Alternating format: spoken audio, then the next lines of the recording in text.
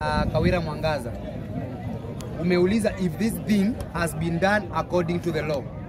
Ama, how long should we give these people to be in the office to declare them of no importance in terms of resort performance?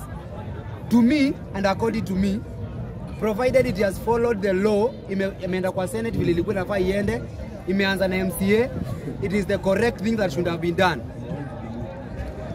So, it is the right thing that should have been done. So at this point of our time, Kawira is invalid. Kawira is of no use. Let her go home. Additionally, to Kenya tunaongelelea kuhusu story at ya no, not impeachment. Listen, hii story ya mwenye Machari amesema huko Maanzoni. Let it be like that.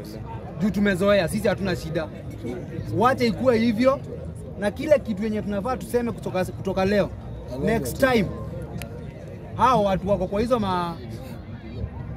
levels za kuhon hizo companies, watolewe wote, waeke wengine wapya, ndio tusaidike. Lastly, but not the least, about politics, hii mnasema atu should inherit. So ndugu yangu, yes. Machari ndio naona city. Is the CEO. Yeye anaona city. Ni yako unataka atolewe. Si akae nyumbani. Waweke mwingine. Yeye anaona atolewe waweke mwingine. Akae nyumbani. Let me speak what I was speaking. About who should inherit history of politics.